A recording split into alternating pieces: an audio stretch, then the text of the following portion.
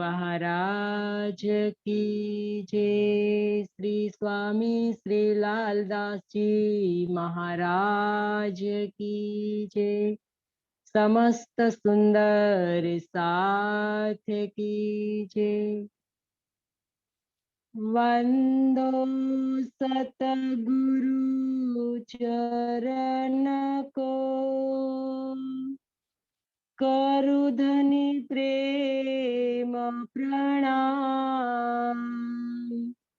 अशुभ हरण मंगल करना, धनी श्रीदेव चंद्र जीना।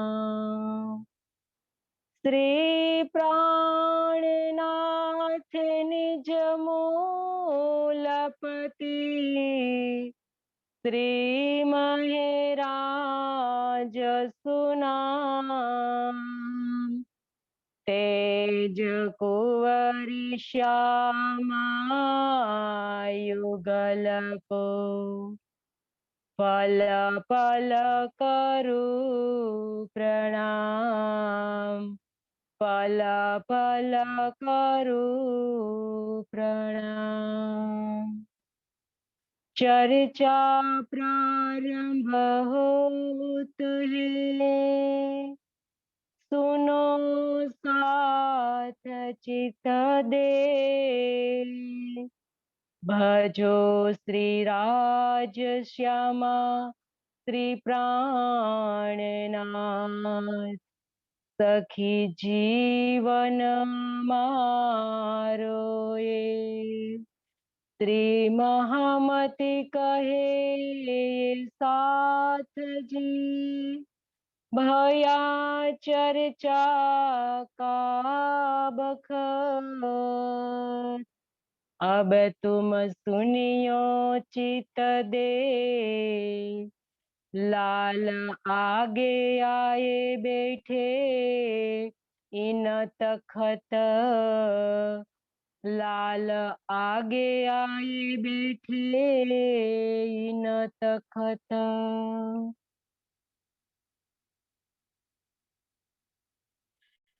बोलिए श्री प्राणनाथ प्यारे की जय।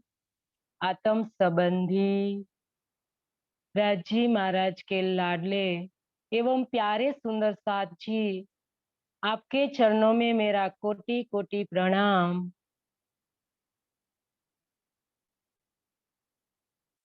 मोको बताओ तुम वह जो राह मुस्तकीम, मैं तो कछु न जानता। मोहे दिखाओ यजीम, मोहे दिखाओ अजीम। महामती श्री लालदास जी के धाम दिल में विराजमान होकर अक्षरातीत धाम के धनी आज की वितक सुनाने जाए, इससे पहले हम कल की वितक जोड़ेंगे कि कल की वितक में धनी ने हमें क्या बताया था कि मेहराज जब सब सुंदर साथ को एकांत में ले जाकर चर्चा चितवन कराते हैं, तब उनके अंदर की जो आंकड़ी थी वो खुलने लगी और उनको लगा कि मैं किस प्रकार से मेरे सुंदर साथ की सेवा करूं। तो सुंदर साथ की सेवा के लिए कोई प्रकार का के वस्त्र आभूषण खाने पीने की सामग्री सब तैयार की। ये बात जब बिहारी जी को पता चलती है और बिहारी जी राजा को चुगली कर देते हैं और राजा के मंत्री किस प्रकार तीनों भाइयों को नजरबंद कर देते हैं और मेहराज का जो जीव किस प्रकार से विरह में तड़प कर कुंदन बनता है और उनके अंदर युगल स्वरूप विराजमान हो जाते हैं और सब शोभा को प्राप्त करते हैं। महाराज बनकर अंदर गए और किस प्रकार श्री जी श्रीराज बनकर बाहर निकले और उनके मुखारविंद से जो अवतरित ब्रह्मवाणी का किस प्रकार से अवतरण हुआ। तीनों किताब लेकर बिहारी जी के चरणों में आते हैं और वहां बिहारी जी वाणी का प्रचार प्रसार नहीं होने देते हैं। तब जूनागढ़ गांव बसाने जाते हैं और रास्ते में बीच में जब दोराजी गांव आता है तो किस प्रकार तेजपुरी का पानी ग्रहण करते हैं और हरजी व्यास जूनागढ़ में जब हरजी व्यास रहते हैं भागवत और सब शास्त्रों के विद्वान थे और किस प्रकार से उनका अहम तोड़ते हैं। 2 मास तक भागवत की चर्चा सुनते हैं और एक हीरे का जब मंदिर आता है इनकी बात आती है तब श्री जी किस प्रकार उनके चरणों में गिर जाते हैं और हरजी व्यास नहीं बता सकते हैं। कभी कहते हैं कि आदि नारायण का ठिकाना है, कभी अक्षर का ठिकाना है, कई अलग अलग बातों में वो श्री जी को जवाब नहीं दे पाते हैं। तब जाके उनको पता चलता है कि ये तो ब्रह्म मुनि के अलावा कोई बता ही नहीं सकता है। लगता है इस ब्रह्म मुनि जो शास्त्रों में लिखा है कि अभाविनो भविष्यन्ति मुनियो ब्रह्म रूपेण उत्पन्ना ए कलियुगे प्रधान पुरुष आश्रय। ये सब शास्त्रों में जो लिखा हुआ है हरिवंश पुराण में वो आ गए हैं। इसके अलावा ये कोई बता ही नहीं सकता है। तो तब जाके सब शास्त्रों श्री जी के चरणों में रखते हैं और खाली हो जाते हैं और कहते हैं कि मैं खाली हो गया हूँ, अब मेरे पास कुछ नहीं है। तब जाके श्री जी उनको परम धाम की राह बताते हैं। परम धाम के ब्रह्मवाणी के प्रकाश में बताते हैं कि आदि नारायण का ठिकाना कहाँ है और क्षीर सागर कहाँ है और अक्षर की जो ठोर जो बताई गई थी पारावार जो ज्योति जो भूमा शब्द जो भागवत में आया है उपनिषद में आया है ये सब बातें ब्रह्मवाणी के प्रकाश में वो हरजी व्यास को बताते हैं कि सुनो हरजी व्यास, मैं आपको इस ब्रह्म ज्ञान के प्रकाश में सुनाता हूँ। तो कहते हैं कि भागवत के 10वें स्कंध में ये बात आती है कि जब ब्राह्मण का पुत्र जन्मता वेत ही मर जाता है तब सब पुत्र को लेकर वो योगेश्वर श्री कृष्ण की जो द्वारिकापुरी में आकर वो वहां उनकी सभा में रख जाता है। लेकिन एक बार बहुत हो गया तो वो गालियां देने लगा कि जिस नगरी में योगेश्वर श्री कृष्ण रहते हो और बलराम रहते हो ऐसे ऐसे कई महान पुरुष जिस नगरी में रहते हो इस नगरी में ये मेरे बच्चे क्यों मृतक पैदा होते हैं, क्यों मृत्यु पामते हैं। तब ये बात युधिष्ठिर और अर्जुन भी सुन रहे थे तो अर्जुन को नहीं सुन पाया।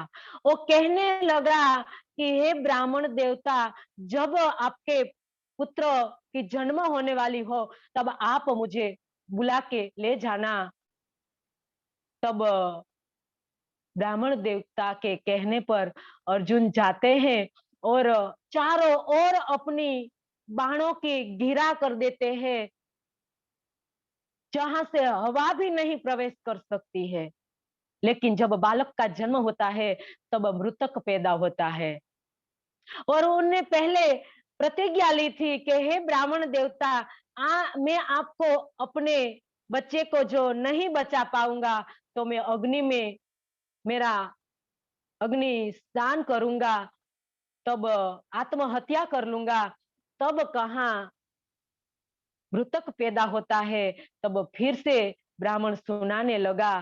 तब अग्नि प्रकट करके जब अर्जुन इनमें प्रवेश करने जा रहा था, तब योगेश्वर श्री कृष्ण कहते हैं, चलो अर्जुन, ये आपको नहीं करना है, मैं आपको आपके साथ आता हूँ, इस ब्राह्मण देवता के बच्चे को आप लेने जाए। तब दोनों जाते हैं, 7 समुद्र पार करके जाते हैं। मतलब कि जब अपने रथ में बैठकर वो जाते हैं, तो ये 14 लोक ब्रह्मांड को पार करके जब शून्य निराकार में प्रवेश करते हैं, तो वहां अंधकार ही अंधकार दिखाई पड़ता है। लेकिन योगेश्वर श्री कृष्ण अपने ज्ञान के चक्र से वो अंधकार को काट देता है, और आदि नारायण के पास दोनों जाते हैं। और वहां पारावार जो बताया कि एक हीरे का मंदिर जिनका पारावार नहीं है, इतना सुंदर महल जो बताया था भागवत में, तो वहां ले जाते हैं और आदि नारायण के पास जाकर उन सब बच्चों को लेकर आते हैं। तो ये बात भागवत में दिखाई गई थी। लेकिन जो अक्षर की बात बताई है उपनिषदों में, कि जो भूमा शब्द आया है और पारावार ज्योति का जो शब्द आया है, वो शब्द भूमा शब्द अक्षर के लिए प्रयोग किया गया हुआ है। क्योंकि जो अक्षर, जो ये संसार किस प्रकार से बना हुआ है, जो मोह तत्वों से, जो तीनों गुणों से जो ये ब्रह्मांड मूल प्रकृति का किस प्रकार से प्रागट्य हुआ है, ये सब बातें तारतम ज्ञान के प्रकाश में ही सबकी समझ में आती है। तो बताया कि ये भूमा अक्षर के लिए प्रयोग किया था। और जब सृष्टि रचना की शुरुआत शुरुआत जब अक्षर करते हैं, अपने मन में जब संकल्प लेते हैं, तब वो परम धाम में अपने मूल स्वरूप में वो प्रकट करते हैं संकल्प, वो संकल्प को, वो संकल्प सत्य स्वरूप में आते हैं।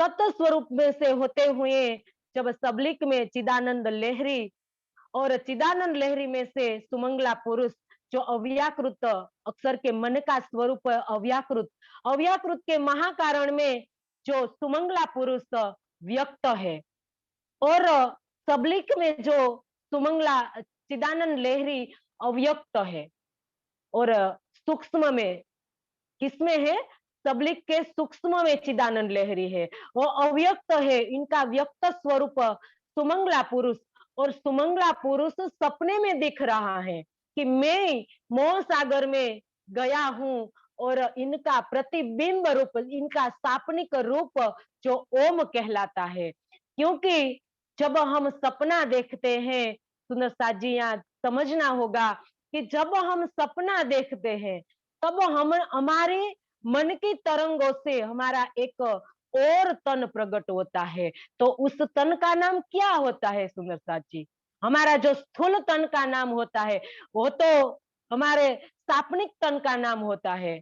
जिस प्रकार से हम यहाँ से दिल्ली चले गए, तो दिल्ली में भी हमारे जो हम सपने देख रहे हैं पथारी में सोए हुए, तो इस तन का जो नाम है, वो तन, वो नाम किसका होगा? दिल्ली में जो तन है, वही नाम उनका होगा। तो इसी प्रकार से सुमंगला पुरुष जो महाकारण में है, जिस प्रकार से हमारा ये स्थूल शरीर शरीर इनके अंदर एक सूक्ष्म, इनके अंदर महाकारण और महाकारण रूप जीव है हमारे अंदर।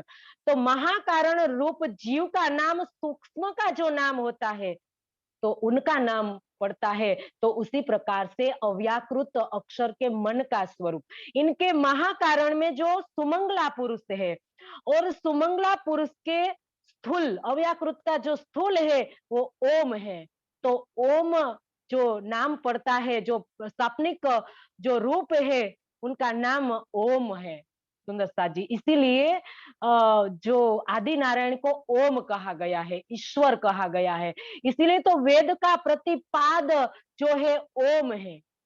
क्यों ओम है? वो तो सापनिक है, किसी को पता भी नहीं है। सब वेद का ज्ञान लेते हैं, फिर भी सब ओम को परमात्मा मानते हैं। किसी को पता ही नहीं है, उनका जो मूल है, वो तो अव्याकृत में है और उनका प्रतिबिंब जो पड़ा हुआ है नारायण में, क्षीर समुद्र में, और क्षीर समुद्र और गर्भोदक समुद्र दोनों एक है, मोह सागर तीनों एक है, तीनों अलग अलग नहीं है। और मोह सागर में जो शयन करने वाले पुरुष को आदि नारायण और क्षीर आदि नारायण ओम या क्षर पुरुष कहते हैं। तो जो बिंब का नाम होता है वही प्रतिबिंब का नाम है। तो इसी कारण सुंदर साथ जी जो ठोर बताया था शास्त्रों उपनिषदों वेदों में, वो अक्षर का था। तो अक्षर सुमंगला पुरुष का वो ठिकाना था, जो हजारों हीरो का जो बताया हुआ था। तो इसी प्रकार से श्री जी ने सब बता दिया कि वो ठोर नारायण का नहीं है, और जो भूमा शब्द आया है वो तो अक्षर के लिए आया है, और अक्षर में भी सुमंगला पुरुष है, वो इस संसार का मूल है। सभी जो ब्रह्मांड इस संसार में बन रहे हैं, उसका मूल जो लोक बन रहे हैं उनका मूल आदि नारायण है, और आदि नारायण का मूल अक्षर का मन अव्याकृत में महाकारण में स्थित सुमंगला पुरुष है। तो उनका ये ठोर है, उनका ये ठिकाना है, ये सब बात बता देते हैं। और आगे कहते हैं कि इस ब्रह्म ज्ञान की अमृत धारा में वो इस रसपान करके हरजी व्यास धन्य धन्य हो गए। उनका जितना अंकुर था इतना उन्हें लिया, और अब श्री जी को इल्हाम होता है कि सम्मत 17 से 19 में कुतुब खान चढ़ाई कर देता है, जामनगर पर चढ़ाई करने की तैयारी करता है। तब श्री जी को अंदर से इल्हाम होता है कि नवानगर में कोई कठिन समस्या आने वाली है, तो आपको वहां जाना होगा, और वहां जो ब्रह्म सृष्टियां है उनकी रक्षा करनी है। तो फिर वो जूनागढ़ से चलकर नौतनपुरी आते हैं, और नौतनपुरी में बिहारी जी की सम्मति लेकर वो सब दीवानगिरी संभाल लेते हैं। और वो जो कुतुब खान के साथ संमति करते हैं कि इतने समय में जो हम अपना कर अदा नहीं कर सकते, तो मुझे फांसी पर आप लटका देना। इस प्रकार से सम्मति करके वो आते हैं, और कई प्रकार वो मेहनत करते हैं, लेकिन नवानगर अति गरीब शहर था, तो इसी वजह से वो कर अदा नहीं कर पाए। तो इसकी वजह से उन सामने से वो अपने आप चले गए अहमदाबाद, और वहां जाकर कहा कि अब हमारे पास इतना रुपया नहीं है, हम कर अदा नहीं कर पाए हैं, तो आज मेरे को फांसी दे दो। तब उनकी एक निश्चित समय किया था, उनकी फांसी देने का जो निश्चित समय किया गया था, तो ये बात की खबर कांजी भाई को पड़ती है, और कांजी भाई तुरंत तेज कोरी के पास आते हैं, और तेज कोरी के पास उनके वस्त्र को लेकर जाते, उनका वस्त्र पहन कर जाते हैं, क्योंकि उस समय पत्नी को मिलने देते हैं। तो वो तेज कोरी का वस्त्र पहनकर श्री जी के पास आते हैं, और श्री जी को जैसे तैसे इस कपड़े वापस पहना कर बाहर निकाल देते हैं, क्योंकि वो कहते हैं कि हे श्री जी, मेरे जैसे कांजी भाई हजारों पैदा हो जाएंगे, लेकिन हम एक श्री जी को कहा कि जिनके हाथ में जागनी का दौर है, इस श्री जी को हम कहाँ खोजेंगे, तो आपका जाना होगा। लेकिन श्री जी नहीं मानते हैं, बड़े प्रेम से समझाते हैं कि हे श्री जी, आपको जाना ही होगा।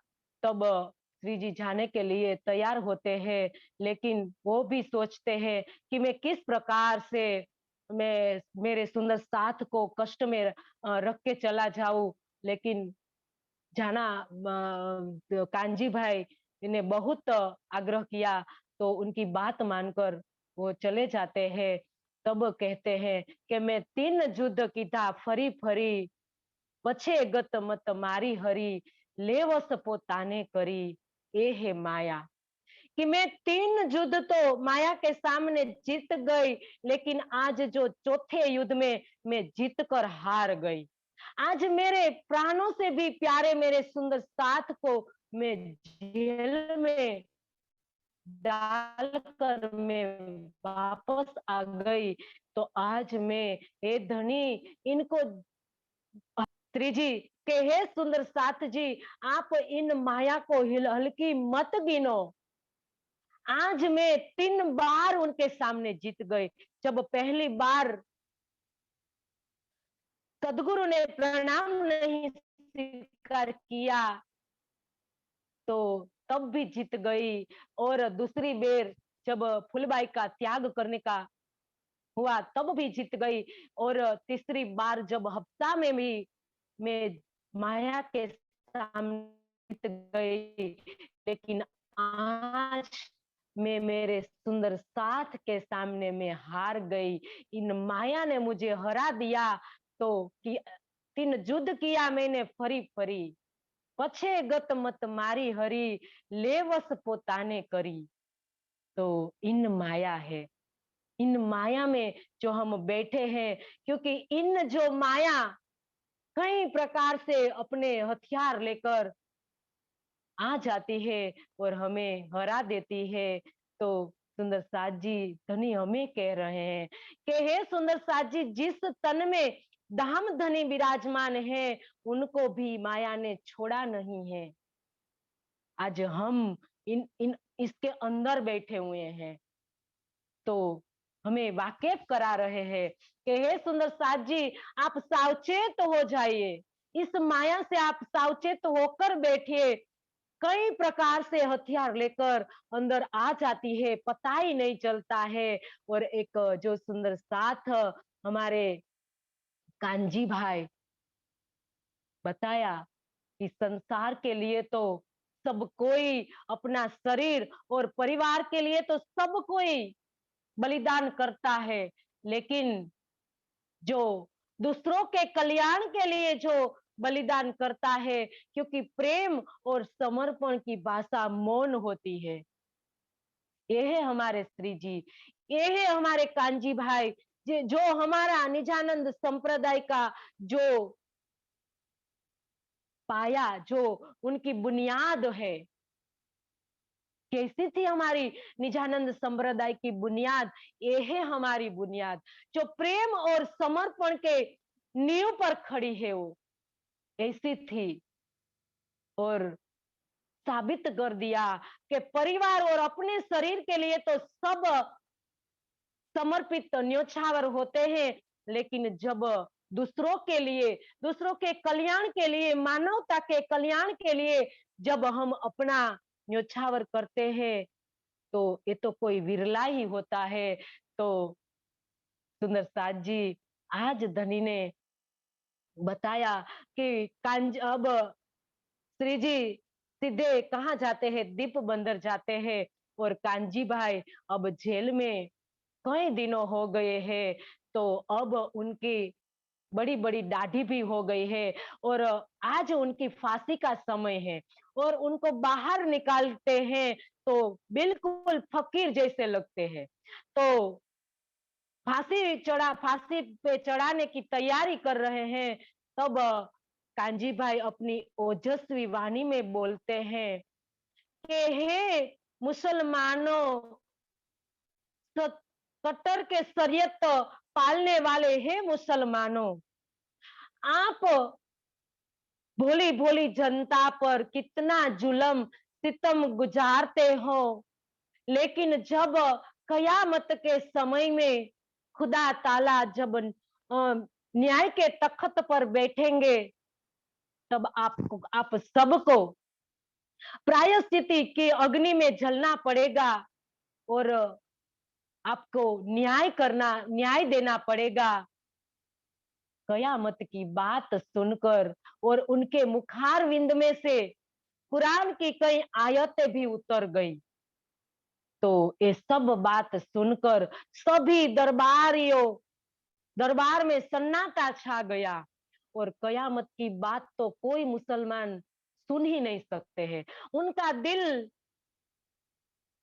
पिघल जाता है और कहने लगे ये तो कोई खुदा का बंदा है, हमारी गलती हो गई है, उनको हमने कई दिनों से अंदर रखा और खुदा के बंदे होने से उनने छोड़ दिया कांजी भाई को। और कांजी भाई सीधे श्री जी के पास आते हैं और श्री जी भी सोचते हैं कि मैंने बहुत गलती कर दी, मेरे सुंदर साथ को मैंने आज अंदर करा दिया और मैं बाहर निकल गया। अगर मेरे सुंदर साथ बाहर अंदर से जो बाहर आ सकते हैं, धनी उनको छुड़वा सकते हैं, तो जिनमें 5 शक्तियां विराजमान होती है, तो क्या धनी को चिंता नहीं होती? तो ऐसा सोचकर बहुत पश्चाताप करते हैं श्री जी और सिद्धे और धनी भी सोच रहे हैं कि अब इंद्रावती की आत्म को कोई कष्ट नहीं देना है, क्योंकि उनको बहुत माया दिखा दी, पूरी माया दिखाई के नजर करी तरफ हक। अब महामतिनी की आत्मा ने पूरी माया देख ली।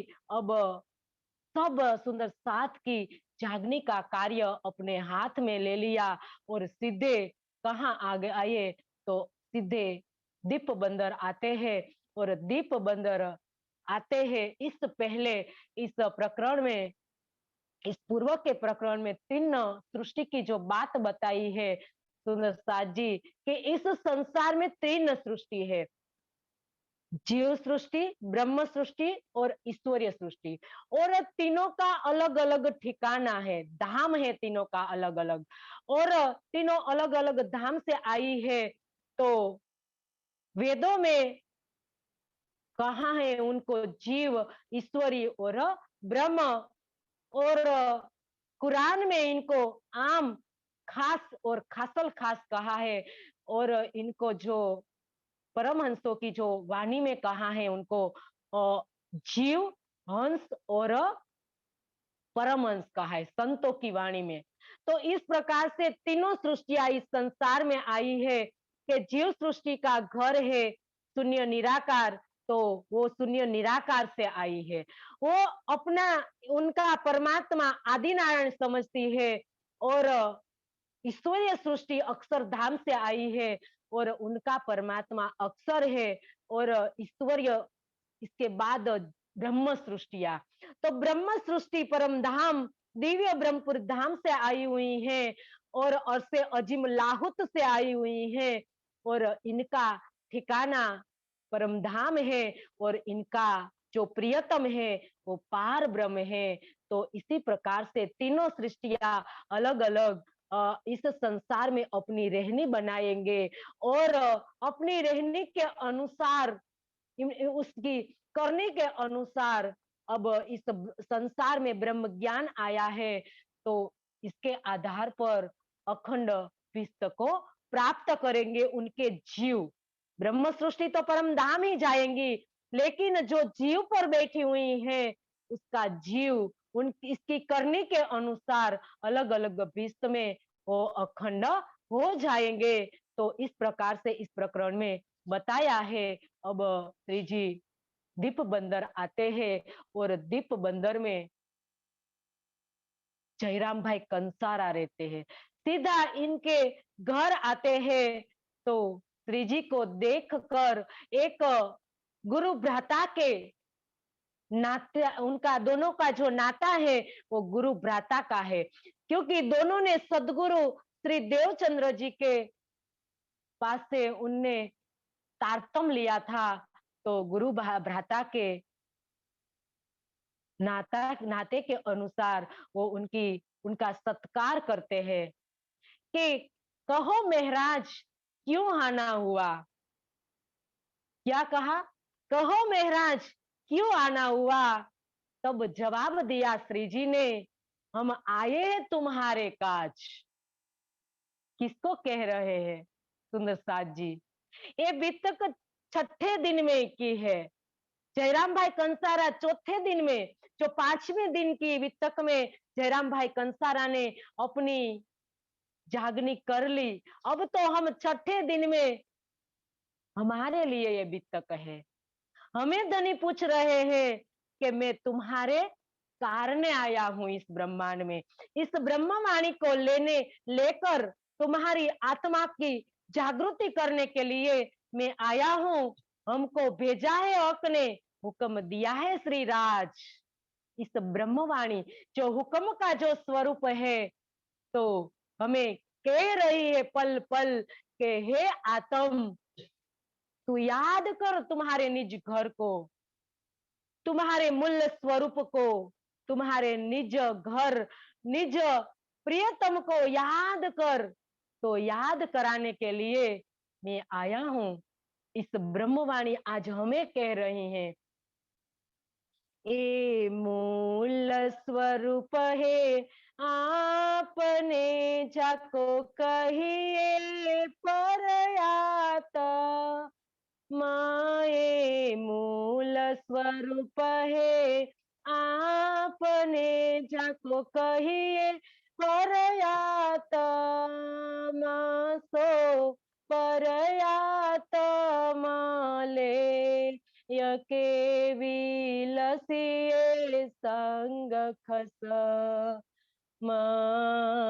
साथ जी जागिए बताई देऊं रे जीवन। श्याम श्यामा जी साथ जी चित बैठे चोकवतन।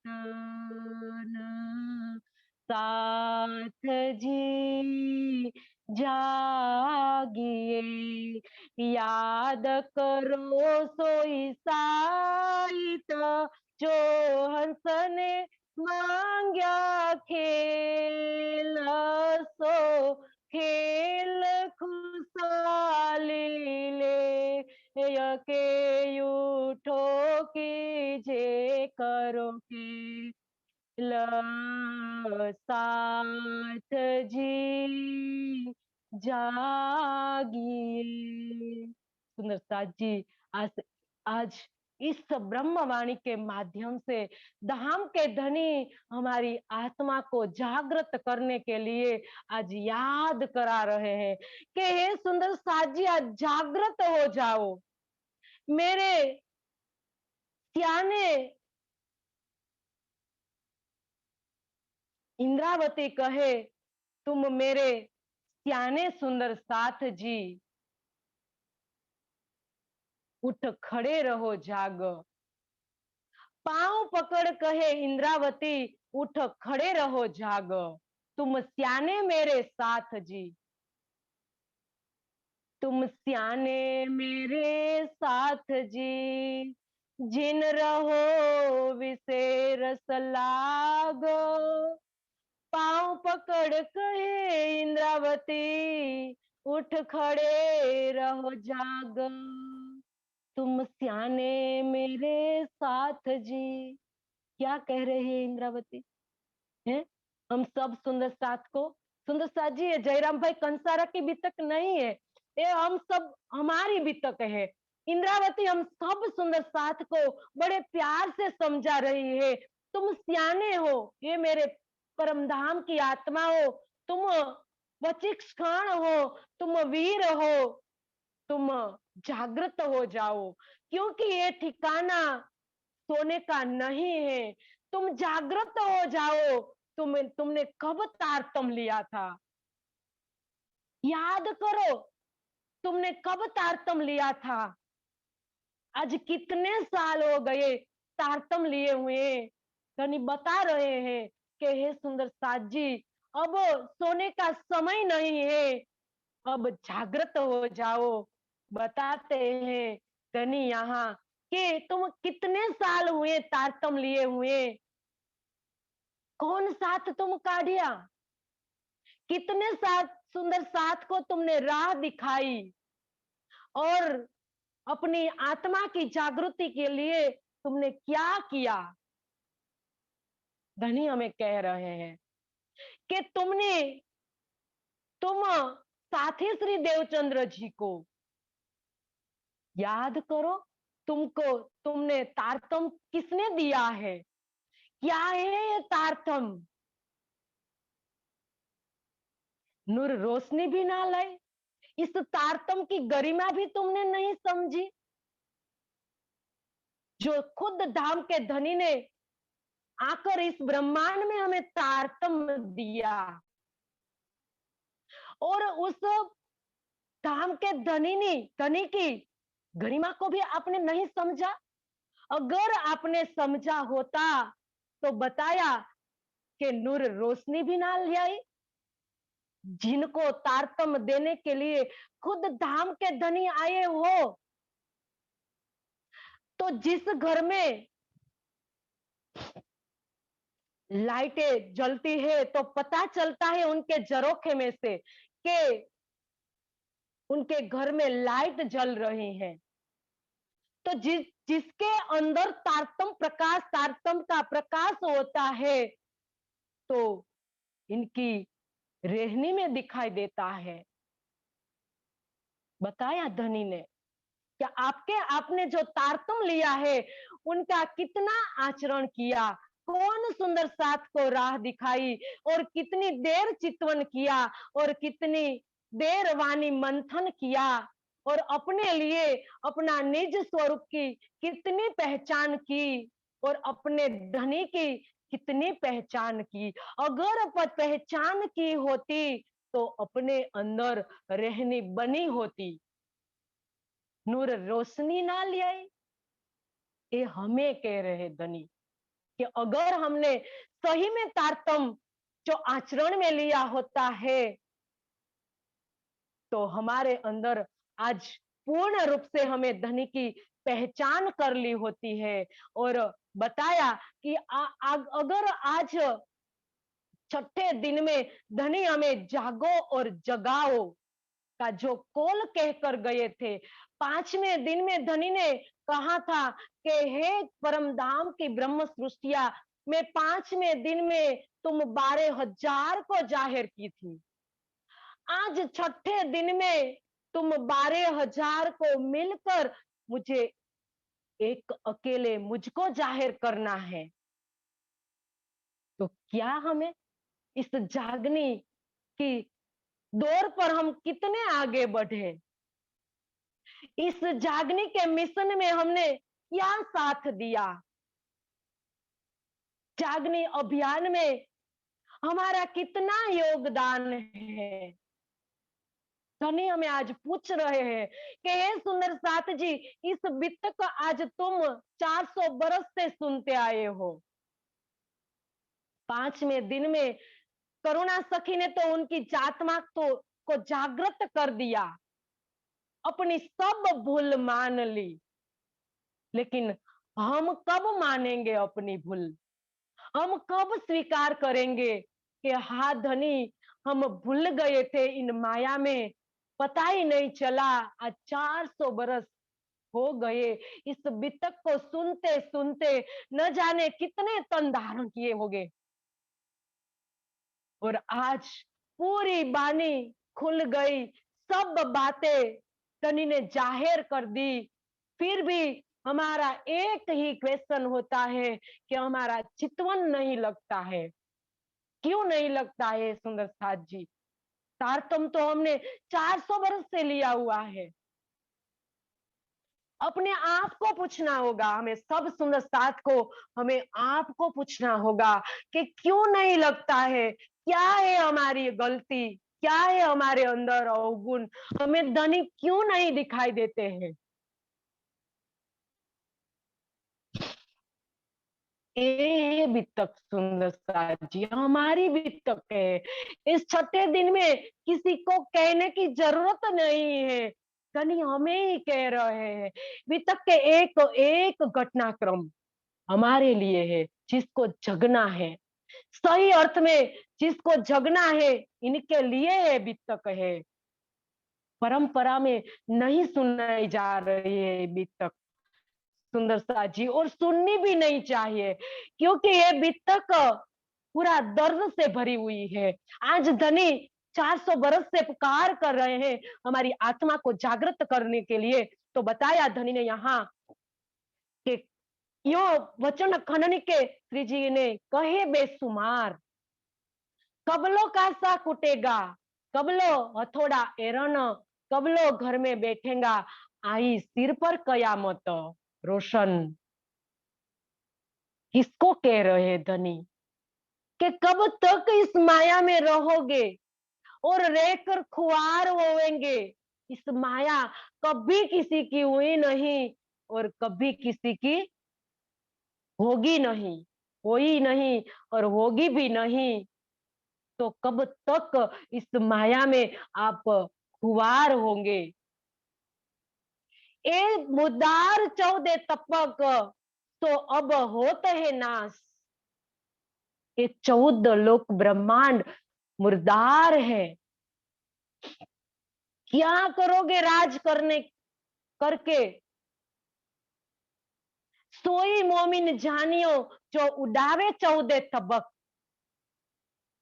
एक अरस के साहेब बिना बाकी सब करे तरक। सोई मोमिन जानियो, ये है परम धाम की ब्रह्म सृष्टि। सुंदर साथ जी, हम कहते हैं कि महाप्रलय होगा, कब महाप्रलय होगा और कब हमें धनी जागृत कर देंगे, सब सखिया की बात नहीं है सुंदर साथ जी। हमें अपने का महाप्रलय करना है। हमें इस 14 लोक ब्रह्मांड को हमें मुद्दार हमें करना है, तब जाके हमारा महाप्रलय होगा सुंदर साथ जी। सबका साथ में नहीं होगा। जब जब आत्मा जागृत होगी उसका महाप्रलय हो जाएगा। जब तक एक आत्म की इच्छा अधूरी रह जाएगी तब तक इस ब्रह्मांड को खड़ा है और खड़ा रहने पड़ेगा, क्योंकि धनी ने जब सुंदर साथ जी बताया कि रात को खींच कर रखी है, जब तक सब आत्माएं की इच्छा पूर्ण नहीं होगी तब तक महाप्रलय नहीं होगा। तो सुंदर साथ जी, हमें अपना महाप्रलय करना है। हमें अपने इस ब्रह्मवाणी और वितक पर हमने आचरण पर खरा उतारना है और इस जीव को कसनी पर खरा उतार कर उनको कुंदन बनाना है। तब जाके हमारी आत्म इस जागनी पर आगे चल पाएगी। तो बताया कि मुर्दार है और इनका नाश होना ही है। कछु शर्म नहीं हक की, तुम कहावत गिरो खास। हे परम धाम की आत्म, जो तुम्हारी सिफत लिखाई है शास्त्रों में, जो तुम्हारा धनी ने तुम्हारा प्रशंसा लिखाई है, इस पर तो इसकी तो आपको गरिमा चाहिए, रखनी चाहिए थी कि क्या धनी ने लिखाया है। इस संसार की कोई महान पुरुष की पत्नी होती तो भी उनके पति की गरिमा रखकर चलती, लेकिन आज धनी ने कहा कि तुम कौन हो? तुम खास गिरो मोमिन, तुम्हारा खावंद कौन है? कौन झिमी में तू खड़ी, कहाँ है तेरो वतन? कौन झिमी में तू खड़ी, कहाँ है तेरा वतन? कौन खसम तेरी रूह का, कौन असल तेरा तन, उन्हीं सब तय अपनी, मेरी रूह तू आँखा खोल, देख तू निस्बत अपनी, मेरी रूह तू आँखा खोल। पता है तेरे को, ते तू कौन जिमी में खड़ी, कहाँ है तेरो वतन, कौन खसम तेरी रूह का, और तेरा निज स्वरूप कहाँ है, याद कर। धनी हमें याद करा रहे हैं, बहुत दिन मुर्दार में तुम किया गुजरान, अब केते दिन जीवोगे, पछु घर की करो पहचान। बहुत दिन इन मुर्दार में, इस 14 तबक जो मुर्दार है, इस मुर्दार में कई प्रकार के जीवन व्यतीत कर दिए। तुम्हारी पूरा जीवन इस माया में व्यतीत हो गया। अब कितने दिन जियोगे, अब कितने श्वास बचे हैं, इन जितने भी बचे हैं, इन श्वास में आप अपने धनी की पहचान कीजिए। अपने अंदर जो नूर रोशनी धनी ने बताई है कि तुम्हारे अंदर कौन सा नूर है, तुम्हारे अंदर वाहिदत का नूर है, तुम्हारे अंदर निस्बत है, वाहिदत है, एकत्व है, उल्लासितता है, प्रफुल्लितता है, कई प्रकार से धनी के गुण है। ये नूर कहाँ है धनी ने, तो इसकी पहचान कर, और इसकी पहचान कर, धनी की पहचान करके, अब घर की पहचान करके जागृत हो जा। और आगे कहा, कोई ना अघाया इनमें, ये 14 तबक मुर्दार है, इनमें अभी तक कोई नहीं अघाया है। चचोड़त ठोर मुर्दार। सुंदर साथ जी, क्या कहा धनी ने, चचोड़त ठोर मुर्दार। कह सकते हैं धनी हमें कुत्ता, सुंदर साथ जी कह सकते हैं, लेकिन कहा, क्यों कहा धनी ने। आज छठे दिन में सुंदर साथ जी ये हमें कह रहे हैं, ब्रह्म सृष्टियों को कह रहे हैं, जिनको धनी ने कहा मेरी प्राण की प्रीतम, मेरे प्राण के आधार, मेरे प्राण के प्रीतम हो तुम, इसको कह सकते हैं सुंदर साथ जी इस प्रकार के वचन धनी। तुम सियाने मेरे साथ जी, जिन रहो विषय रस लाग। इस ब्रह्म सृष्टि धनी को प्राण से भी प्यारी है। धनी ने रास में जाकर कह दिया कि मेरी मेरी आत्म है, ये भी मेरे को इतनी प्यारी नहीं है, मेरी आत्म से भी तुम मुझे प्यारी हो। ये है हमारे धनी। और आज किस प्रकार से संबोधन किया सुंदर साथ जी, इसीलिए क्योंकि इस माया में इतने हम माया जैसे मुर्दार हो गए थे कि धनी को कहना पड़ा, विलखते विलखते बाहरे हृदय से धनी ने ये वचन कहे हैं। जिन जानो धनी प्यार से नहीं कहा है हमें, उनका हृदय भी बहुत विलखा, बहुत दर्द हुआ।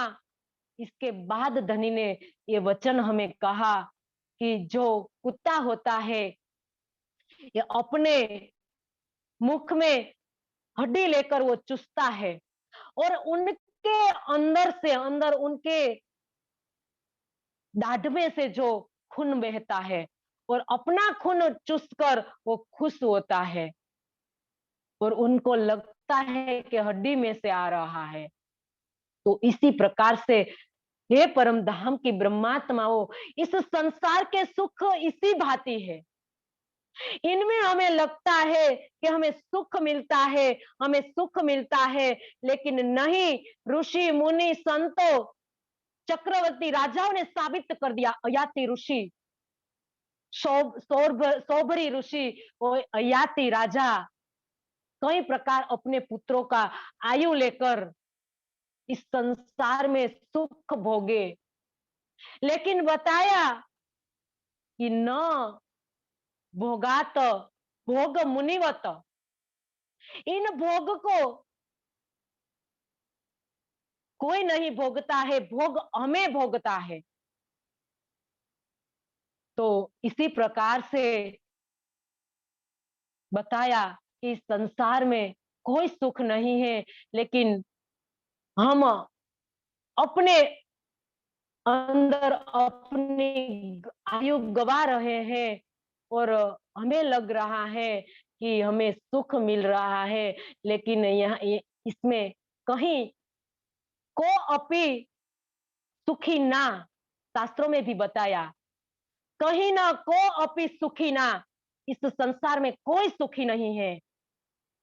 कहीं भी हम जाए, लेकिन कहीं भी हमें शाश्वत सुख कहीं नहीं मिलता है। और इस चेतन शाश्वत सुख, प्रेम और शांति के आनंद के लिए वो चारों ओर मृग तृष्णा के जल में एक हिरण की भांति दौड़ता रहता है, सुबह से लेकर शाम तक दौड़ता रहता है, लेकिन उनके मुख में पानी नहीं आता है। तो ये माया इस प्रकार से की है। और धनी ने भी इस प्रकार से हमें 5 प्रकरण में बता दिया। हवे पेला मोह जलनी कहूं वात, तेता दुख रूपी दिन रात। इस संसार में कई प्रकार की अग्नियां जल रही है। धनी ने तो हमें कहा कि वडवा नल, दावा नल और जठरा अग्नि, लेकिन विषया अग्नि सबसे ज्यादा अग्नि है। क्रोधा अग्नि, ईर्षा अग्नि, कई प्रकार की अग्नि, दावा अग्नि बल रही है। यहाँ किसी को अग्नि से जलाया नहीं जाता, लेकिन विषया रूपी अग्नि सबको जला रही है। तो इस अग्नि में से सुंदर साथ जी छुड़वाने के लिए धनी हमें ले जाने के लिए आए हैं। अब जब श्री जी जयराम भाई कंसारा ना के घर आते हैं और चार पाई पर जब बैठते हैं, सुंदर साथ जी अब बातें करने लगते हैं ब्रह्म ज्ञान की। तब जाके इस 5 प्रकरण अवतरित होता है। हवे पेला मोहजल की कहूं વાત, ભૂંડા જીવ જાગજે રે, માયા ગઈ પોતાને ઘેર, એને पगले आपण चालिए, ए पगला ए प्रमाण सुंदर साथ जी। और 5वां प्रकरण प्रेम सेवा वाले प्रगट की दी। तो ये 5 प्रकरण दीप बंदर में अवतरित हुए हैं। तो इस 5 प्रकरण को सागर ग्रंथ के पहले इस 5 प्रकरण को रखा हुआ है। तो सुंदर साथ जी इस प्रकार से कई प्रकार से दृष्टांत देकर श्री धाम धनी सुख छोड़ के क्या हमेशा होवोगे खुआर, क्या कहा कि इस प्रकार इस माया में कोई सुख नहीं है, लेकिन इस सुख में तुम खुआर हो रहे हो। तो धाम धनी का जो सुख है, जो अखंड का सुख है, शाश्वत सुख है, इनको छोड़कर इस माया में कब तक रहोगे आप। तो यह इंद्रियन के स्वाद को लगा सब संसार। इस संसार तो इंद्रियों को पालन पोषण करने में, इंद्रियों को स्वाद को पालने में लगा हुआ है। वो तो माया से उत्पन्न जीव है, लेकिन तुमको तो था चाहिए विचार, तुमको तो विचार करना चाहिए। तुम तो परम धाम की ब्रह्मात्मा हो। तो इस प्रकार से जीव और आत्मा दोनों की बता देते हैं कि तुम परम धाम की आत्मा हो, तुम जीव नहीं हो। तो तुम्हारी रहनी कैसी होनी चाहिए, तुम्हारा आचरण कैसा होना चाहिए, इस ब्रह्मांड में तुम्हें किस प्रकार से रहना चाहिए, ये सब बात बताकर श्री जी कई खंडनी के बेसुमार वचन कहा, ये वचन सुनकर जयराम भाई रो पड़े। सब बात अपनी मान ली और अपने धिक्कार करने लगे। हमको इन माया मीने याद ना आया धाम। हम इस माया में इतने रल गए थे कि इनमें धनी की याद ही नहीं आई। हम भूले तहकीक आड़े माया के काम। तो ना जानी हम निस्बत, निस्बत की पहचान भी हमें नहीं की। सुंदर साथ जी धनी ने कहा, क्या कौन है तुम्हारी निस्बत? तुम्हारी निस्बत किसके साथ है? निस्बत की पहचान करनी है हमें। इस ब्रह्मांड में हम धनी के निस्बत की पहचान करने के लिए आए हैं। सुंदर साथ जी, बहुत बड़ी बात है निस्बत की पहचान। हम सिर्फ संबंध समझते हैं कि धनी के हमें तारतम ले लिया और ब्रह्मवाणी को पढ़ने लगे और थोड़ी बहुत चितवन भी करने लगे तो धनी के साथ हमने हमारी निस्बत हो गई। सुंदर साथ जी, निस्बत किसको कहते हैं? पूरा प्रकरण में सुंदर साथ जी इस वितक के अंदर जो दीप बंदर का प्रकरण बताया है, घटनाक्रम जो हम आत्मसात कर लेंगे सुंदर साथ जी, कोई नहीं कहेगा कि हमारी आत्मा जागृत नहीं हो पा रही है। इतना रोमांचक है एक वितक सुंदर साथ जी के निस्बत किसको कहा है, नूर रोशनी किसको कहा है, तारतम किसको कहते हैं। ये सब बात सुंदर साथ जी हमने आगे कई प्रकार से ले ली है। तो निस्बत मतलब सुंदर साथ जी के कोई आम की जो गुठली होती है, हम जब बोते हैं तो इनके अंदर किसका फल आता है। इन पौधे में सुंदर साथ जी सुगंधी भी जो हम पत्ते तोड़े या उनका फल तोड़े, तने सब में से किसकी सुगंधी आती है? आम की आएंगी, इसके अलावा किसी की सुगंधी नहीं आएगी सुंदर साथ जी। तो ये है निस्बत। हमारी धनी के साथ जो निस्बत है, उनकी जो सुगंधी है, धनी की जो सुगंधी है, ये सुगंधी हमारे अंदर हमें भरनी है। और ये सुगंधी जब हम बाहर फैलाएंगे तब जाके पता चलेगा सुंदर साथ जी सबको कि जो एक इत्र इत्र बेचने वाला होता है, हमारे बगल में से वो निकलता है तो सुंदर साथ जी उनकी खुशबू को वो छिपा नहीं सकता है। तो इसी प्रकार से जब ब्रह्म सृष्टि धनी की निस्बत की पहचान कर जब कहीं भी जाती है तो वो छिपी नहीं रहती है, अपनी खुशबू चारों ओर फैलाकर फैलाती है। तो ये निस्बत है। तो यहाँ धनी ने निस्बत निस्बत की पहचान कराई और धनी ने कहा, अब मेहर देखी श्री राज की। जयराम भाई कहते हैं कि देखो धनी ने कितनी मेहर की है कि आपको भेज दिया। हमारी तरफ ना देखिया, हमने कोई अवगुण किए थे लेकिन हमारे अवगुण तरफ धनी ने नहीं देखा और हमारे कारण धनी कितनी बेर आए सुंदर साथ जी, माया में डारे 5 बेर हमारे लिए धनी 5 बेर आए। हमको खेल दिखावन काज, हमको आगे आए श्री राज। 5 बेर धनी आए हमारे लिए, सबसे पहले व्रज में, इसके बाद रास में, इसके बाद सुंदर साथ जी तीसरे दिन में मोहम्मद साहेब के अंदर आवेश नहीं आया था, सिर्फ जोश के साथ अक्सर की आत्म आई थी। इसके बाद ये भी हमारे लिए आई थी सुंदर साथ जी। इस ब्रह्मांड में धर्म की धर्म को सिखाने के लिए मोहम्मद साहेब को भेजा था धनी ने, तो ये भी हमारे लिए आए थी। इसके बाद सुंदर साथ जी चौथे दिन में सदगुरु के तन में आए, 5वें दिन में श्री जी के तन में और छठे दिन में आज वाणी के अंदर विराजमान हो गए। और साक्षात गुम्मट जी के अंदर सुंदर साथ जी हमारे धनी आज भी विराजमान है। और इसके बाद सुंदर साथ जी इसके आगे हम और बात सुनी में जाए तो सेहरग से नजीक हक आडो पटन द्वार, एक ही चरण धनी के पूरी बानी का सार एक ही चौपाई में धनी ने दे दिया। हक सेहरग, सेहरग के नजीक हक आडो पटन द्वार, खोली आंखें समझ की देखती न देखे भरतार। एक ही चौपाई, एक ही चरण में सुंदर साथ जी धनी ने पूरी वाणी का सार दे दिया। कहाँ है हमारे धनी, कहाँ हम खोज रहे हैं, हमारे धनी कहाँ बैठे हुए हैं और हम धनी को कहाँ कहाँ खोज रहे हैं। आज धनी हमें पूछ रहे हैं इस बितक की, इस दीपक की बितक में तुम कहाँ खोज रहे हो धनी को। धनी तो तुम्हारे दिल में विराजमान है।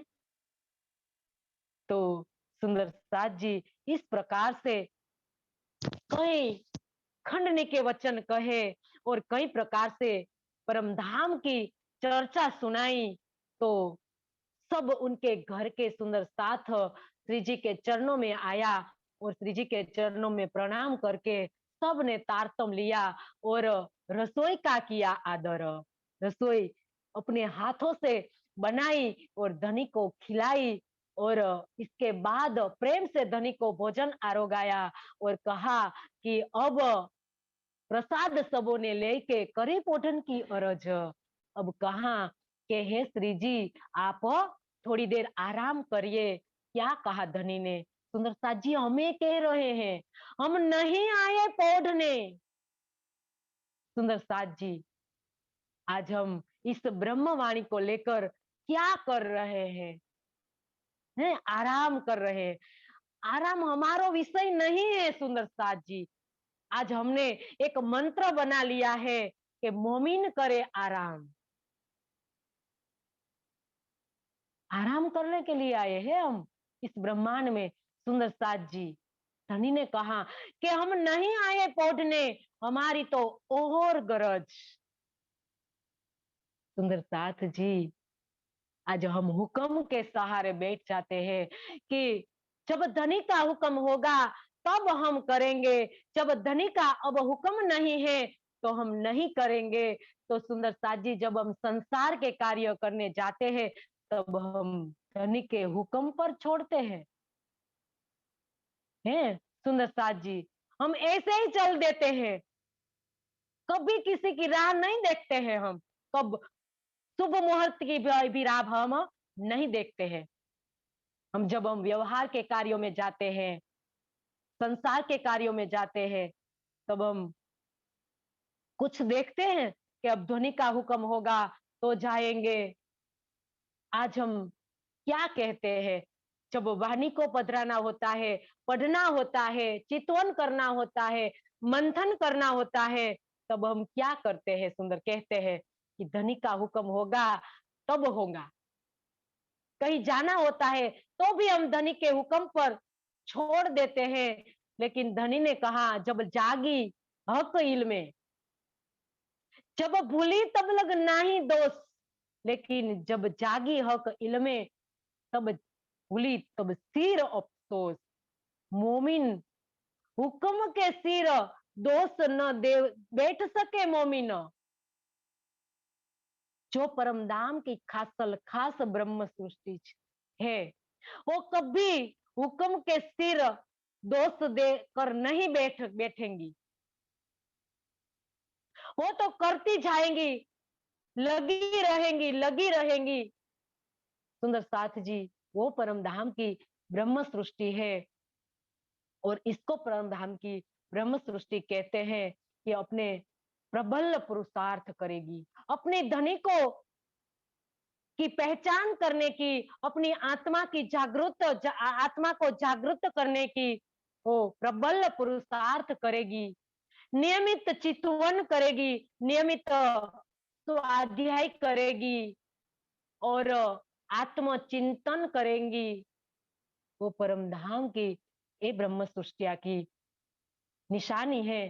तो धनी ने बताया यहाँ कि मैं पौधने के लिए नहीं आया हूं, मैं तो माया से काढ़, तुम्हें माया से काढ़ने हम आए हैं इन काज,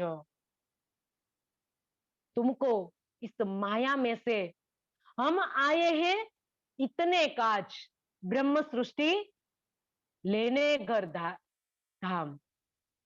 हम हमारा यहाँ आने का कार्य सिर्फ इतना है, मकसद सिर्फ इतना है, परम धाम की ब्रह्म सृष्टियों को इस माया की खबर देना, और इस माया की खबर देकर उनकी आत्मा को जागृत करना, और जागृत करके परम धाम की पहचान करने कराने के लिए मैं आया हूं। देखो पगले अपने क्यों कर भरे थे शयन, तुम्हारा पगला देखो, तुमने किस प्रकार से ब्रज में पगले भरे थे। ब्रज में क्या था, कैसा प्रेम तुमसे ब्रज में करते थे श्री राज। ब्रज में जब हम आए थे श्री राज जी के साथ, और राज जी ने हमें किस प्रकार से प्रेम किया था। कौन बात तुम चलते करते माया का काज, किस प्रकार से माया में हम आए थे इस ब्रज के ब्रह्मांड में, तब भी हम कई प्रकार के हमारे काम थे, कुटुंब परिवार थे, लेकिन एक पल राज्य से अलग नहीं रहते थे। तो यहाँ धनी ने बताया कि प्रेम सेवा वाले प्रगटक कीधी,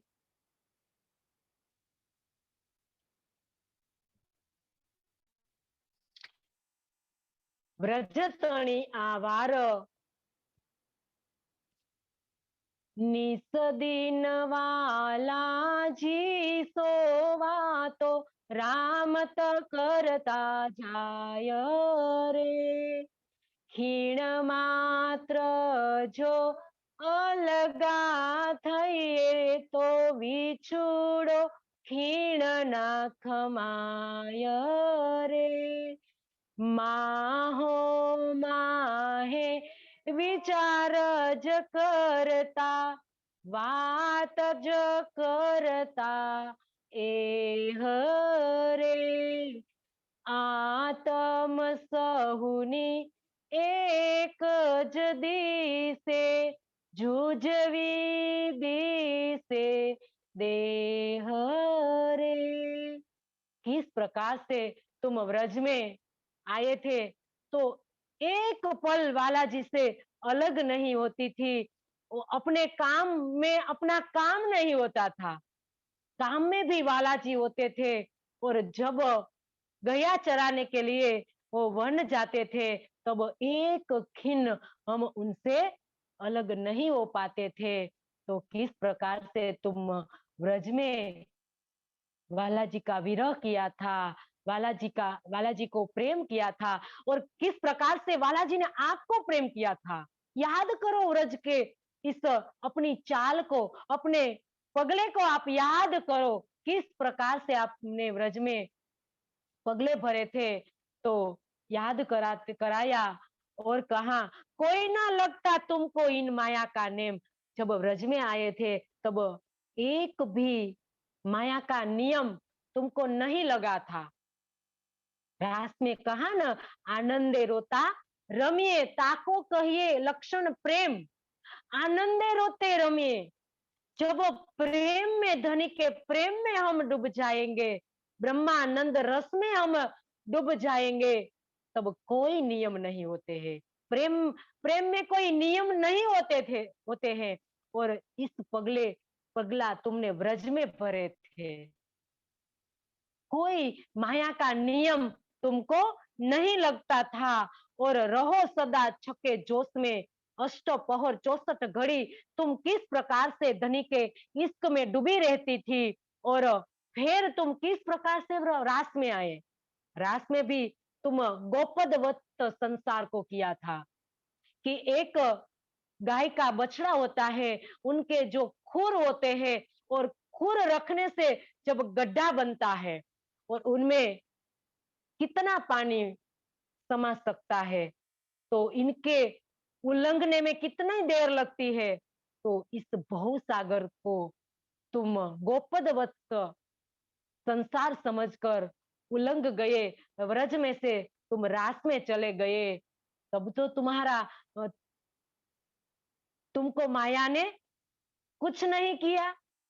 इस संसार, इस महसागर से कोई बाहर नहीं निकल पाया, लेकिन तुमने किस प्रकार से पार कर दिया। इस इश्क इश्क से, धनी के इश्क ने, धनी के विरह ने इस संसार को पार कर दिया, करा दिया। तो इस माया में, इस छठे दिन में हमें क्या करना है? धनी हमें याद करा रहे हैं कि व्रज में तुम किस प्रकार से प्रेम करते थे। तो ये पगला अपना है, ये पगले को आप याद करो, और अभी याद करके हमें इश्क में डूबना है, और किस प्रकार से विरह में तड़प कर हम इस भव सागर को पार कर गए थे। तो धनी याद करा रहे हैं। और क्यों कर तुमने जोग माया मीने बदले थे आकार, तुम इस तन को छोड़कर तुम योग माया के ब्रह्मांड में चले गए। वहां धनी ने तुम्हें नया तन दिया, और नया तन देकर धनी ने किस प्रकार से उल्लाह ने वचन कहे, और किस प्रकार से तुम धनी के साथ खेला, आलिंगन कर किस प्रकार से ब्रह्मानंद के रस में तुम महाराज की रामतों की। तो ये सब बात धनी याद करा रहे हैं कि किस प्रकार से अंदर ध्यान हो गए, और अंतर ध्यान होने से तुमने कैसा विरह किया था धनी के लिए। सुंदर साथी याद करा रहे धनी, हमें क्या याद करा रहे हैं। आज हम कहते हैं कि कहाँ लिखा है वाणी में कि विरह करना है, कहाँ लिखा है वाणी में कि चितवन करना है। सब बातें धनी याद करा रहे हैं कि किस प्रकार से प्रेम किया था धनी, तुमने धनी को ब्रज में। किस प्रकार से प्रेम उत्पन्न होगा, प्रकट होगा। तो प्रेम प्रकट कराने के लिए, करने के लिए क्या करना है हमें। वाणी में धनी ने कहा कि दुख से विरह उपजे, विरह से प्रेम इशक, प्रेम इशक जब आया तब नहचे मिले हक। अगर तुम्हें धनी को मिलना है तो दुख को प्यारो मेरे प्राण को, दुख को तुम्हें गले लगाना होगा, और दुख से विरह उपजे। जब तक आपके अंदर वो विरह अग्नि नहीं दधकेगी, तब तक आपके अंदर इशक नहीं पैदा होगा, और जब तक इशक नहीं आएगा तब तक धनी के साथ मिलन नहीं होगा। तो इस प्रकार से धनी याद करा रहे हैं कि अंतर ध्यान हो गए थे धनी, तो तुमने कैसा विरह किया था। तुम मूर्छित तो हो गई थी, और तुम बेहोश हालत में किस प्रकार से धनी को तुमने खोजा था। धनी के विरह में, धनी के याद में तुमने विरह किया था। उस इस विरह से धनी ने तुम्हारे साथ मिलन किया था। तो याद कराया, और वापस फिर किस प्रकार से प्रकट हुए, और फिर राजसो मिलके करने लगे जोक। फिर किस प्रकार से धनी के साथ रास की रामत की, और क्यों कर जमुना तट लगे थे करण झिलन, और किस प्रकार से तुम धनी रास का रमन, रास का रास पूर्ण करके किस प्रकार से तुम बालाजी के साथ झिलना किया था। जमुना जी में क्या किया था?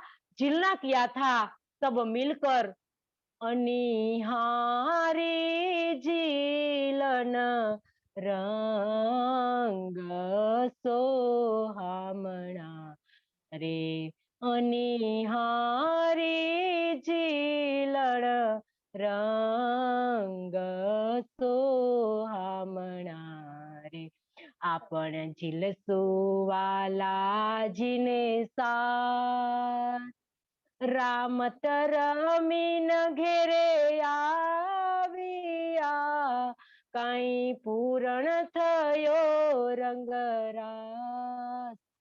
आपण झिलसू वाला जी ने साथ। किस प्रकार से धनी जी के साथ झिलना किया और झिलना करने के बाद किस प्रकार से धनी को भोजन कराया। फरतेण फेर बाझोटियो रंग पाकी परवाल, तांबी पड़गी जे कांगरी जाने रहिए निहाली। किस प्रकार की चौकी, रत्नों से जड़ित चौकी पर प्रियतम को बैठाया और कांसे की जो विशेष प्रकार की धातु की बनी हुई थाली और कचौलिया, मतलब के कई कांसे का बनी हुई जो रत्नों से जड़ी हुई कचौलिया में धनी को भोजन आरोगाया। कई अनेक प्रकार का साग सब्जियां, कई प्रकार के अथाने, कई प्रकार से धनी को भोजन आरोगाया और हमें धनी को पहले आरोगाया और धनी ने हमें इस प्रकार से इंद्रावती को ग्रास धनी को मुख में दिया। तो ये सब बातें याद कराई, दोनों दोनों ब्रह्मांड को याद कराया और अब धनी ने पूछा, भोजन आरोगने के बाद धनी ने पूछा कि अब आपकी क्या इच्छा है। तो तब सुंदर साथ तब ने कहा कि हवे वाला हूँ एटलू मांगू, खीण एकमात्र अलगा न थये, जी हाँ अमने विरह नहीं, चालो ते घर जाइए। तब किस प्रकार से तुमने कहा वाला जी को कि हे वाला जी हमें एक घर लेकर जाइए कि जहां आपसे विरह न हो। तो धनी ने कहा एक घर तो परम धाम है। तो सब सखिया को लेकर बालाजी परम धाम चले और वहां जाकर फिर तुमने यही रट लगाई कि हे बालाजी हमारा हमारी खेल देखने की इच्छा अभी पूर्ण नहीं हुई, अधूरी रह गई। तो किस प्रकार धनी ने तीसरा ब्रह्मांड बनाने का आदेश दिया और तीसरा ब्रह्मांड बना और तीसरी इस तीस वास्ते तीस इंड तीसरा रचिया तुम कारण, इस तीसरा ब्रह्मांड तुम्हारे कारण रचा गया। तो अब तुम इस तीसरे ब्रह्मांड में आए हो, फिर खेल क्यों कर किया याद करो ताये तुम, क्यों रमाए तुमको दे तुम्हारे साथ अपना हुक्म। अब तुम इस बात को याद करो कि यह माया का खेल पुनः हमारे लिए बना है। किसके लिए बना है? हमारे लिए बना है। तो धनी ने कई प्रकार से याद कराया कि तुम अजू मोह अंधेर में हो, एता दिया तुम्हें याद, यानी याद दिला रहे हैं कि मैंने तुमको कितना याद कराया, अब भी तुम अंधेर में हो, अज्ञानता में ही हो। फिर माया मोह में याद ना करो बुनियाद, तुम इस माया में इतनी रल गई हो कि अपनी बुनियाद जो हमारे धनी कौन है, हम कौन है, तुम्हें याद नहीं आ रहा है। इन चर्चा के रस में देख न जाने दिन, इन इतना रस से भरी हुई चर्चा को देख कर सुन कर सखियाओं को समय का भी पता नहीं रहा और सुन के सब मगन भये, दिल हुआ अति रोशन, सब सुंदर साथ को पहचान हो गई और सबने तारतम ले लिया। 50-60 सुंदर साथ ने जयराम भाई कंसारा के घर आकर तारतम लिया और कई प्रकार से श्री जी ने चर्चा से परमधाम की, ब्रज की, रास की चर्चा से सबको अपनी आत्मा का आहार दिया और सब सुंदर साथ को सुख मिला।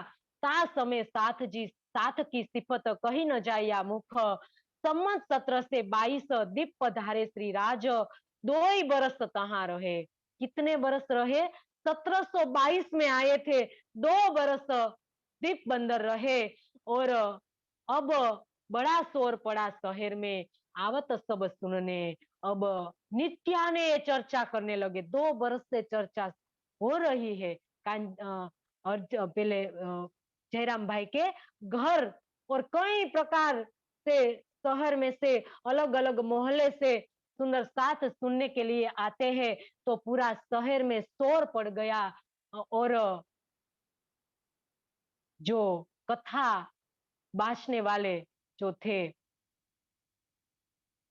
मंदिर में जो मंदिर के जो पुजारी थे, और कथा पढ़ने वाले जो थे, कथावाचकों, ये सब ने शोर मचा दिया कि युद्ध किया दजाल ने, बड़ा जो किया शोर, हाथ पांव अपने पटके पर कछु ना भला चला जोर। सुंदर साथ जी यहाँ कई सुंदर साथ चर्चा सुनने के लिए आते हैं। तो जो मंदिरों के पुजारी थे, तो मंदिर में अब कोई नहीं जाता है, और जो कथा जो वांचते थे कथावाचकों, तो वहां भी जाकर सुंदर साथ उनको पूछते थे, उनके भक्तों उनको पूछते हैं कि परमात्मा का धाम कहाँ है, उनका स्वरूप कैसा है, उनकी लीला कैसी है, उनके बारे में जब उनको पूछते हैं तो उनको उत्तर नहीं आता है। और ब्रज और रास जो त्रिधा लीला की बात श्री जी ने बताई थी कि एक कृष्ण के अंदर 3-3 लीला हो गई, लेकिन संसार को पता नहीं है।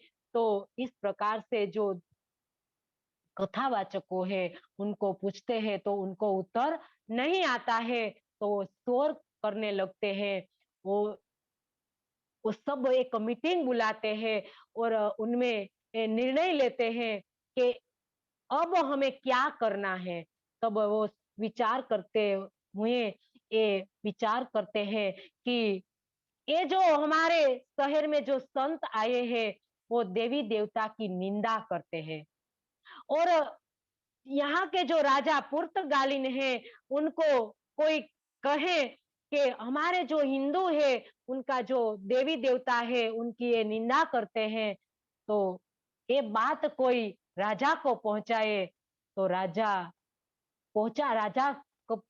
को पहुंचाने से ये हमारा जो गुजरान है जो बंद हो गया है तो वो वापस शुरू हो जाएगा। तो ऐसा निश्चय करके अब क्या करते हैं सुंदर साथ जी, आज देखो देवी देवता जो कहाँ है कि देवी देवता की निंदा करते हैं। आज कोई एक पार ब्रह्म की जो पहचान कराता है तो आज कौन सुनता है। आज हम किसी को कहें कि हम आपको पार ब्रह्म की पहचान कराए, आप ब्रह्मवाणी की चर्चा सुनाकर एक पार ब्रह्म की पहचान कराए, तो कौन सुनने के लिए आता है। सब कहते हैं कि तुम तो देवी देवताओं की निंदा करते हो और हमारी आस्था पर प्रहार करते हो। सुंदर साथ जी क्या आस्था है, ये जड़ जो देवी देवता को क्या कहा है, हम कहते हैं कि देवी देवता का आप उनके गुणों की पूजा करो। ये जड़ है और शास्त्रों में कोई देवी देवता की बात नहीं कही है कि देवी देवता किसको कहा है, देव किसको कहा है और देवी किसको कहा है, ये तो किसी को भी पता नहीं। हमारे जो हिंदू समाज आज देवी देवता को लेकर एक पार ब्रह्म को भूल गए हैं कि एको हम एक अद्वितीयम जिनको कहा है शास्त्रों में कि ये पार ब्रह्म एक है, लेकिन आज अनेक देवी देवताओं की जो पूजा करते हैं और उनको ही पार ब्रह्म मानकर जड़ देवी देवताओं की पूजा करते हैं। तो शास्त्रों में कहा है कि 33 को करोड़ देवी देवताओं जो कहा है कि 33 करोड़ देवी देवताओं मानकर आज हिंदू समाज जो पूजा करते हैं, लेकिन उनको देव का भी पता नहीं कि देव किसको कहते हैं और देवी का भी पता नहीं देवी किसको कहते हैं। आज जो गर्भ में जो देवी है उनको तो गर्भ में ही हो मार देते हैं और जड़ देवी की पूजा करते हैं और उनके अगर 56 भोग लगाते हैं। उनको पता ही नहीं है कि देवी कौन है, हमारे कुटुंब की देवी कौन है। जो दिव्य गुणों वाली जो देवी है, हमारे कुटुंब परिवार की जो देवी है, जिनके अंदर दिव्य गुण है, वो हमारे परिवार या कुल देवी कहाँ है उनको? उनको तो हमने नहीं माना है। और कहाँ वर्णन, कहीं शास्त्रों में जिनका वर्णन नहीं बताया है सुंदर साथ जी, इनको हम 33 करोड़ देवता कहते हैं। सुंदर साथ जी, शास्त्रों में कहा है कि 33 प्रकार का देवता है। 33 प्रकार का देवता कौन कौन है? तो बताया कि अष्टवसु। अष्टवसु मतलब 5 तत्व, पृथ्वी, जल, अग्नि, वायु और आकाश, सूर्य, चंद्र और नक्षत्र। ये 8 देवता बताया, क्योंकि हमारा रक्षण करते हैं, इनसे हमारा रक्षण होता है, इसीलिए उनको देवता कहा है। दिव्य गुण है इनके अंदर।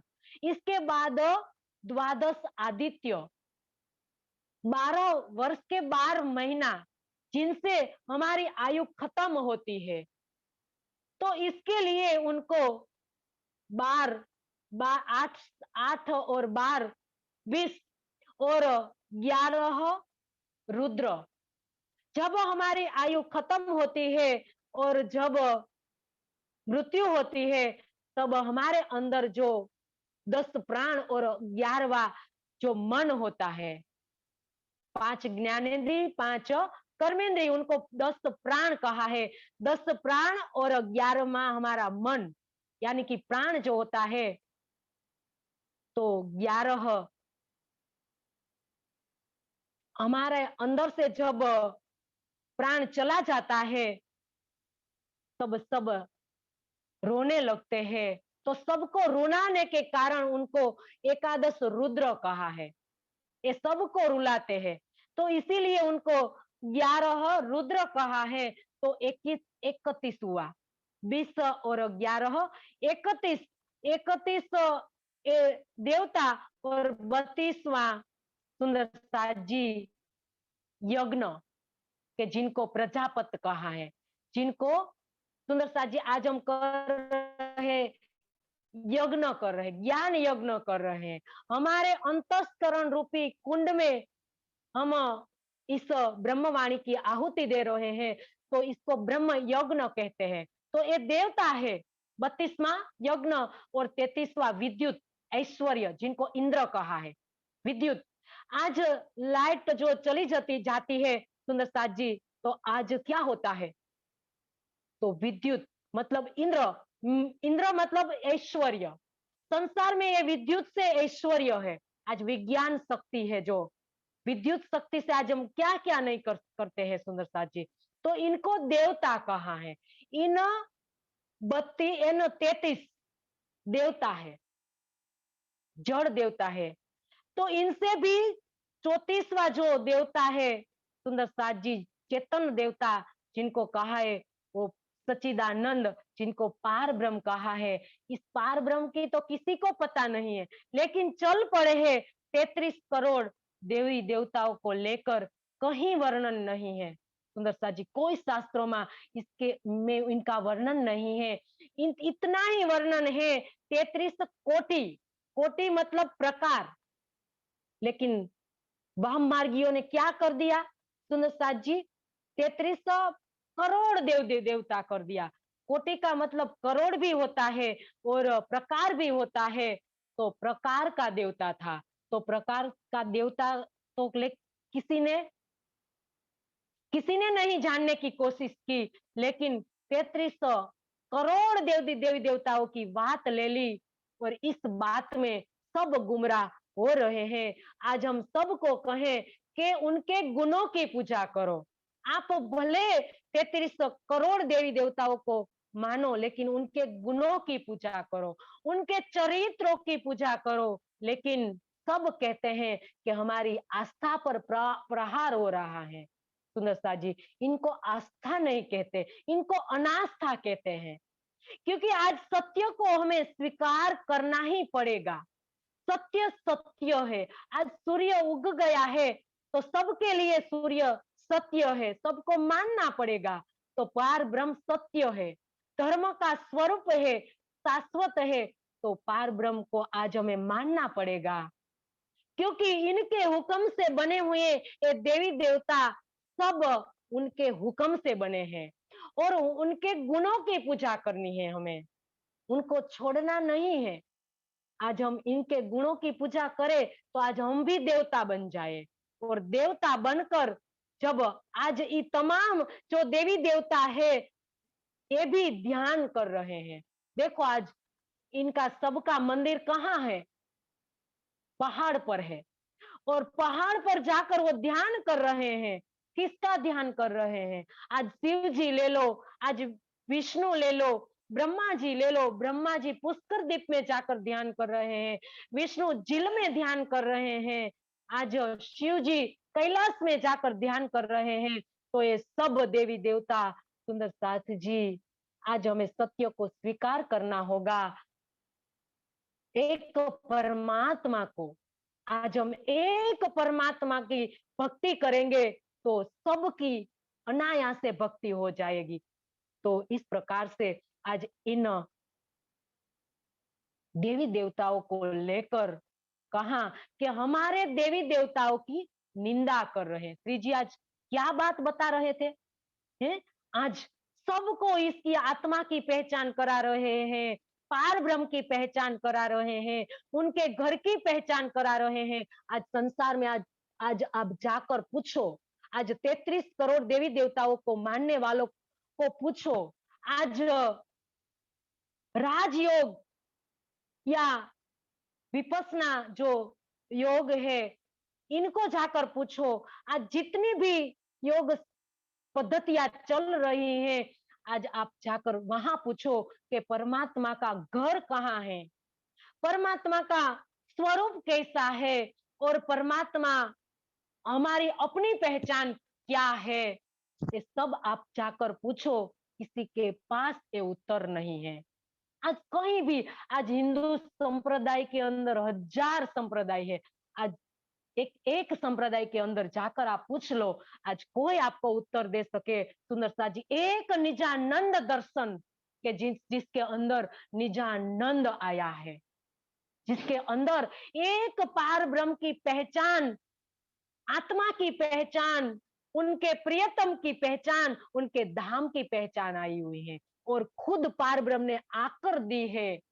तो इसीलिए ये सब बातें आज श्री जी सबको बताते हैं। आज आज संसार में भी हम सबको बताते फिरते हैं, लेकिन आज कौन सुने इनको? सबको लगता है कि यही हमारा पार ब्रह्म है और हमारी आस्था पर प्रहार कर रहे हो। सत्य को स्वीकार नहीं करते हैं, कोई सत्य को स्वीकार करने के लिए तैयार नहीं है। क्यों नहीं है? क्योंकि सबको परमात्मा को जानना ही नहीं है, किसी को जानने की किसी को इच्छा ही नहीं है। आज हम साईं बाबा के मंदिर चले जाए, आज जितना भी श्रेष्ठ मंदिर है जहां कहीं लाइन में हमारी बारी आती है, वहां चले जाए सुंदर साथ जी, कहीं भी हमें जाए, हमें कोई परमात्मा के बारे में बताने वाला है? कोई नहीं बताएगा। हम कहीं भी दुनिया के छेड़े में हम चले जाएंगे, अंतिम जहां है वहीं हम चले जाएंगे, लेकिन कोई हमें पार ब्रह्म की पहचान नहीं कराएंगे। एक अक्षरातीत धाम के धनी की जो ब्रह्म ज्ञान इस संसार में आया है, इस संसार में इस ब्रह्म ज्ञान से हमें हमारी अपनी पहचान है वो होगी, हमारे धनी की पहचान होगी और हमारे धाम की पहचान होगी। तो इस प्रकार से सुंदर साथ जी सबको धनी ने बताया और इस दीप बंदर के अंदर एक चुगलखोर को खड़ा किया और चुगलखोर को खड़ा करने के लिए अमुक जो इनका जो रुपया देकर धन देकर उनको कहा कि हम आपको इतना धन देंगे। तो राजा का जो मित्र था, राजा का वो नजदीक का जो था, वो चुगलखोर को खड़ा किया और कहा कि तुम वहां जाकर वो संत के बारे में आप चुगली करो कि देवी देवता की ये संत महात्मा दीप बंदर में आए हैं और वो हिंदुओं के देवी देवता की निंदा करते हैं। तो इस प्रकार से खड़ा कर करा है। अब जब चुगली करने के लिए सुंदर साथ जी वो जाते हैं तो कल जाएंगे किस प्रकार से दीप बंदर में सुंदर साथ की रक्षा होती है और किस प्रकार से धनी उनको बचाते हैं। तो इसकी सब अभी तक हम काल सुनेंगे, कल को सुनेंगे। अब आज इतना रखें और सुंदर साथ जी चौपाई दोहरा कर आज आज की पुस्तक को हम पूरा करेंगे।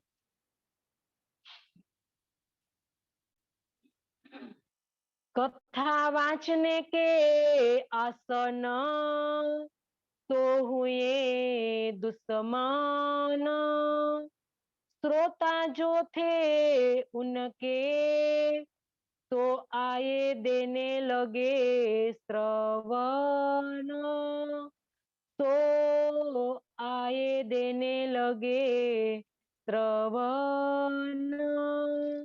बोलिए श्री प्राणनाथ प्यारे की जय, सदगुरु महाराज की जय, स्वामी श्री लालदास जी महाराज। समस्त सुंदर सा